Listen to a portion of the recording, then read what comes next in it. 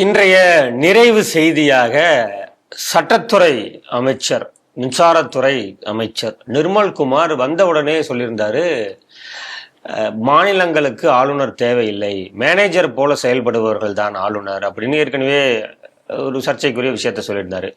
இப்பவுமே அவர் என்ன சொல்லியிருக்காரு அப்படின்னா, ஆளுநர்கள் தேவையில்லாமல் இந்த இன்ஸ்பெக்ஷன்லாம் பண்ணக்கூடாது, அப்படியே பண்ணாலும் அரசு அதிகாரிகள் அரசின் ஒத்துழைப்போடு அனுமதியோடு தான் அவர்கிட்ட நீங்கள் அந்த டச்லேயே இருக்கணும்.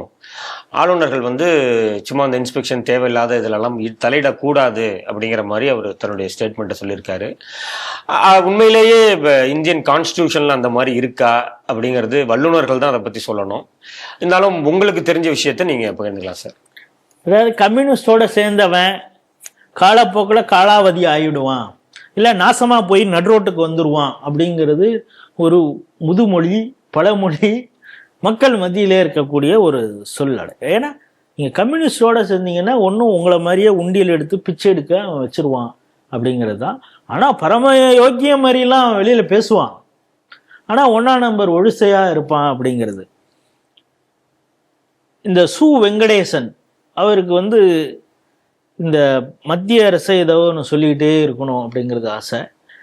டிஷா அப்படின்னு ஒன்று சொல்லுவாங்க, என்னென்ன district development coordination and monitoring committee அப்படின்னு. அது எம்பி, எம்எல்ஏ, பஞ்சாயத்து, மாநகராட்சினா மேயரு, உள்ளாட்சி பிரதிநிதிகள் இவங்கெல்லாம் வச்சு அரசு அதிகாரிகளை வச்சு அவ்வப்பொழுது ஒரு மீட்டிங் நடக்கும். அதில் டெவலப்மெண்ட்டு எந்த வேலையில் நடக்குது அப்படின்னு மாவட்ட அளவில் இவனுக்கு எங்கெல்லாம் பத்திண்டு வருதுன்னு நான் சொல்கிறேன். வசுதெய்வ குடும்பகம் அப்படிங்கிற ஒரு நிகழ்ச்சிக்கு, தனியார் நிகழ்ச்சிக்கு மேதகு கவர்னர் அங்கே போகிறாரு. அங்கே தமிழ் கலாச்சாரத்தை பற்றியும் தமிழர்களுடைய பண்பாடுகளை பற்றியும், வீரம், அந்த விழுமியங்கள் எல்லா விஷயத்தையும் பற்றியும் அவர் பேசுகிறாரு. அகண்ட பாரதம்ங்கிறது எப்படி இருந்தது, குஜராத்து, ஆப்கானிஸ்தான் வரைக்கும் இருந்த அந்த விஷயங்கள் எல்லாம் பேசுகிறாரு. மதுரையுடைய சிறப்பு எல்லாம் பேசுகிறாரு. அப்படி பேசும் பொழுது வைகை பார்க்கும்பொழுது வைகையை பற்றி கேள்விப்படுறேன். அடிக்கடி இந்த வைகையை பற்றி, அதை ஒட்டி இருக்கக்கூடிய நதியை பற்றியெல்லாம் நம்மளும் இங்கே பேசிகிட்டு இருக்கோம். ராமருக்கு ஆதார் கார்டே இங்கே தான் அப்படின்லாம் நம்ம பேசிகிட்டு இருக்கோம். அப்படிப்பட்ட வைகையில் இன்றைக்கி தண்ணியே இல்லை, பாழா போயிருக்கு.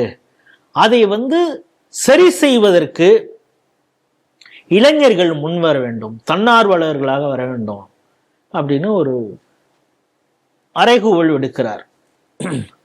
இதை சொன்னோடனே இதோட நிறுத்தக்கூடாது. சரி, என்னதான் இங்கே பிரச்சனை இருக்குது, வைகையில் தண்ணி இல்லாததுக்கு என்ன காரணம் அப்படிங்கிறது கலெக்டரு, அங்கே இருக்கக்கூடிய அதிகாரிகள், ப்ளஸ் இப்போ சட்டம் ஒழுங்கு அங்கங்கே ஒரே பிரச்சனையாக இருக்கு அப்படின்னு சொல்லி எஸ்பி இவங்களெல்லாம் கூப்பிட்டு இந்த ஆய்வு கூட்டத்தை நடத்தி விட்டார். கவர்னருக்கு அந்த உரிமை, அதிகாரம் இல்லை அப்படின்னு இந்த வீணா போன சு வெங்கடேசன் சொல்ல, பக்கத்துலேருந்து ஆஹா ஓஹோ அப்படின்னு இப்போ அமைச்சராக இருக்கக்கூடிய நிர்மல்குமாரும் எந்த அதிகாரிகளும் உடனே சு வெங்கடேசன் அதில் ரொம்ப ஸ்ட்ரிக்டாக சொல்கிறார், எங்களுக்கு கவனத்திற்கு வந்ததுன்னா, ஏதாவது அதிகாரிகள் எங்கள் கமிட்டி, டிஷா கமிட்டி இல்லாமல் வேறு யாராவது ஆய்வுக்கு வந்தாங்கன்னா, நீங்கள் அதில் பார்ட்டிசிபேட் பண்ணியிருந்தீங்கன்னா, அது ரொம்ப ஸ்பெசிஃபிக்காக சொல்கிறார். கவர்னர் கூப்பிட்டாரு, நான் அதனால போயிட்டு அவர்கிட்ட ரிப்போர்ட் கொடுத்துட்டு வந்தேன்னு தெரிஞ்சது, உங்கள் மீது நான் சம்மன் சூ பண்ணுவேன், எங்களுக்கு நீங்கள் பதில் சொல்லி ஆக வேண்டும் அப்படின்னு உடனே நிர்மல்குமார் உடனே அவருடைய பங்குக்கு நண்பர் சு வெங்கடேசன் எம்பி அவர்கள் சொன்னது போல, கவர்னருக்கு எந்த அதிகாரமும் இல்லை, நீ இப்போ எங்கே போய் ஓத்து எடுத்துட்டு வந்த அப்படின்னு நம்மளும் கேட்கலாம். அந்த அதிகாரம் இல்லை, அவருக்கு சொன்னார்ட்டு யாரும் அவரிடம் ஆய்வுக்கெல்லாம் போகக்கூடாது, ஒத்துழைக்கக்கூடாது அப்படின்னு. இப்போ நம்ம கொஞ்சம் இந்த ChatGPT இதெல்லாம் போட்டு ஏதோ ஒன்று கேட்டால் அது என்ன சொல்லுதுன்னா, இங்கே எடுக்கக்கூடிய பெரும்பாலும் டெண்டர்களே ஆன் பிஹாஃப் ஆஃப் கவர்னருங்கிற பேரில் தான் எடுக்கக்கூடியது. ஏன்னா எக்ஸிக்யூட்டிவ் பவர் அவரும் அதில் இருக்காரு அப்படிங்கிறது. இந்த concern of council of ministers அப்படின்னு இருந்தால் கூட இந்த டெண்டர் நோட்டிஃபிகேஷன்லாம் கூட கவர்னர் பெயரில் தான். அதை விட மத்திய அரசுனா பிரசிடென்ட்டுங்கிற ஒரு பெயரில் இருக்குது அப்படிங்கிறதும். ஆர்டிக்கல் 154 அது என்ன சொல்லுதுன்னா, கவர்னருக்கு ஒரு சில பவர் இருக்குங்குது.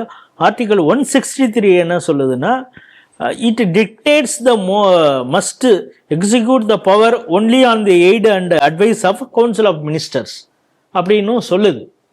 ஆனா அதே நேரத்துல இன்னொரு விஷயமும் சொல்லுது, சென்ட்ரல் கவர்மெண்ட் ஃபண்டிங் ப்ராஜெக்ட்ஸ் இருந்ததுன்னு வச்சுங்க, அதை கவர்னரை விசாரிக்கலாம், ப்ராஜெக்டை இது பண்ணலான்னு. இப்போ இவருக்கு நிர்மல்குமார் ரொம்ப புத்திசாலி இல்லை. நிர்மல்குமாரை பற்றி நேற்று டிடிவி தினகரன் ரொம்ப அழகாக பேசியிருக்காரு. இப்போ அந்த வீடியோலாம் பேசினா அவர் நம்மளையே கூட அரெஸ்ட் பண்ணுவார், ஏன்னா அந்த அளவுக்கு அவர் பேசியிருக்காரு. யாராவது வேணும்னா நம்முடைய ஸ்ட்ரீட் டிவியில் லைவ்ல டிடி தினகரன் அவருடைய ப்ரெஸ் பைட்டு இருக்குது. எத்தனை கட்சிக்கு போயிருக்காரு, அவர் எப்படிப்பட்டவருங்கிறதெல்லாம் சொல்லியிருக்காரு. அதனால அவரை பற்றி நம்ம போக வேண்டாம். ஏற்கனவே அந்த திருப்பரங்குன்றம் இஷ்யூலேயே நம்ம ஆளுக கடிச்சு குதறிட்டு இருக்கானுங்க. அவர் தன்னுடைய கிரைம் ரேட்டை அதிகப்படுத்தி கொண்டே இருக்கிறார், இந்துக்களை சொரியறதுன்னு ஒரு விஷயம். ஏற்கனவே பன்வாரிலால் புரோஹித் இது மாதிரி ப்ராஜெக்ட் போனது, அவர் மீது வேற விதமான அலிகேஷன் எல்லாம் இந்த திமுக அரசு தொடங்கியது. அதாவது திமுக 2.0ங்கிறது தாவேக்கா அப்படின்னு ஏன் சொல்றோம்னா, அங்க ஏற்கனவே அதை பண்ணிட்டான்.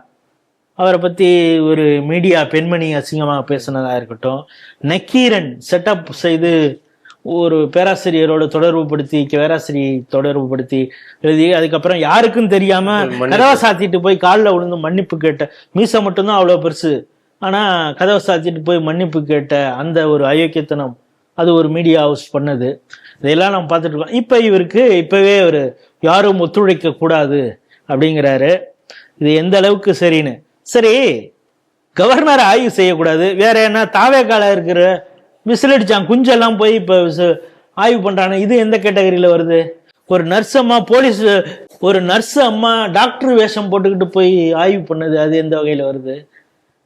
மதுரை பக்கத்துல தேனி பக்கத்துல எல்லாம் ஆரம்ப சுகாதார நிலையத்தை ஆய்வு செய்யறோம், 100 பேரோட போய் ஆய்வு செஞ்சானே, இதெல்லாம் எந்த இதுல வரும்? இதெல்லாம் நிர்மல்குமார் கண்ணுல படாதா? இப்ப இந்த பல இடங்கள்ல நீங்க தானே ஆய்வு பண்ணிருக்கீங்க, எந்த ஒரு அதிகாரமா? நேத்து வானதி சீனிவாசன் அவர்கள் ஒரு விஷயத்த கண்டிச்சிருக்காங்க. ஏதோ ஒரு தொடக்க விழால எந்த ஒரு அதிகாரமும் மட்டத்திலையும் இல்லாத ஒரு ஆளு கட்சி பதவியில இருக்கிறவனை கூப்பிட்டு இனாகரேட் பண்ணியிருக்காங்க அப்படின்னா அவங்க ஒரு கண்டனம் தெரிவிச்சிருக்காங்க. இதெல்லாம் கேட்கறதுக்கு துப்பு இல்லாத ஒரு அமைச்சர் கவர்னரிடம் மோதுகிறார்.